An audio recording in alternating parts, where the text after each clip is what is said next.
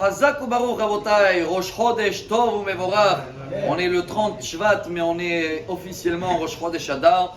Et Baruch Hashem, voilà, on reprend les 3 minutes de cette année.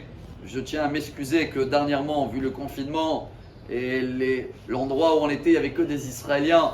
Donc je suis rien du tout pour demander à quelqu'un de filmer. En plus, ça parle que en hébreu. Alors voilà, à partir d'aujourd'hui, si Dieu veut, on rentre dans le mois de la joie. Et on a ce Shabbat, un très grand événement, triplé, 3 Sefer Torah. Je sais que ce n'est pas évident pour tout le monde, il y a des personnes dans le monde qui ne peuvent pas aller à la synagogue, mais au moins on sait qu'est-ce qu'on peut avoir ce Shabbat comme source pour toute l'année, comme force. Première chose, c'est la paracha de cette semaine, parachat Mishpatim. Vous avez bien remarqué que la semaine dernière, que c'était les 10 commandements, on était au top. Et d'un coup, tout de suite, Dieu il nous remet sur terre avec des règles d'esclavage. Ça, on va essayer de comprendre tout de suite dans les 2 minutes qui nous restent. Deuxième paracha, deuxième événement, c'est Rosh Chodesh Adar. C'est le mois de la joie. À tel point qu'on avait partagé hier une vidéo, je crois qu'elle était datée depuis 2 ans en arrière, que le Shulchan Aruch il dit, comme dans la semaine de Tisha B'Av, tu vois quelqu'un qui fait la musique de ta famille où il mange de la viande, tu vas le crier dessus. Alors on a vu que chacun qui fait la tête pshonfa, on a dit comme ça, tu dois le crier dessus aujourd'hui. Il faut avoir la joie par force tout le mois. Et le troisième événement, il est en dernier, c'est Parashat Shkalim. On va annoncer à l'époque les dons pour les amener au temple, pour avoir la caisse pour tous les sacrifices. Et c'était à partir de Rosh Chodesh Adar. Si vous avez bien remarqué que l'argent passe en dernier. Chers amis, il y a un lien entre ces 3 événements. Et voilà le message d'aujourd'hui. Et je trouve ce message royal.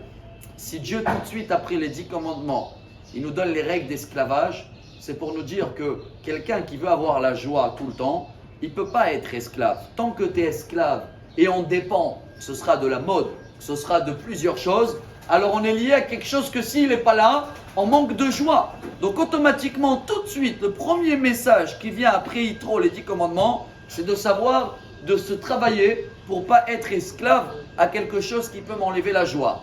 Et le troisième événement, ne pensez pas que c'est l'argent qui amène la joie. C'est pour ça que Shkalim passe en dernier. Chers amis, il dit le Rav Dessler, et je trouve ça royal. Un bébé, il est très joyeux.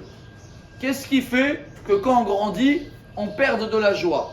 Il a trouvé les 3 points qui nous font enlever la joie. Hakin'a, Ata'ava, Ve'akavod. Motsim et Ta'adam min ha'olam. C'est les maximes des pères qui nous apprend la jalousie, les envies, les plaisirs et la demande après le respect et l'honneur. C'est ce qui enlève la joie. Pourquoi? Parce que tu es dépendant toujours. Quand tu es jaloux, c'est qu'il y a quelqu'un devant toi. Donc tu dépends de quelqu'un pour avoir ta joie ou pour avoir ce que tu as envie ou pour chercher du respect. Mais quand ils ne sont pas là, ces personnes, tu n'as pas de quoi demander d'honneur, tu n'as rien envie ou tu n'es pas jaloux de rien. Si là tu arrives à avoir la joie, tu n'es plus esclave. Tu es un vrai homme joyeux. On termine avec ce qu'il dit le Rabbi de Lubavitch pour nous souhaiter à nous tous, si Dieu veut, un bon Shabbat. Il dit le Rabbi, ne pense pas qu'il faut que tout va bien pour avoir la joie. Pas du tout. Il faut avoir la joie pour que tout va bien.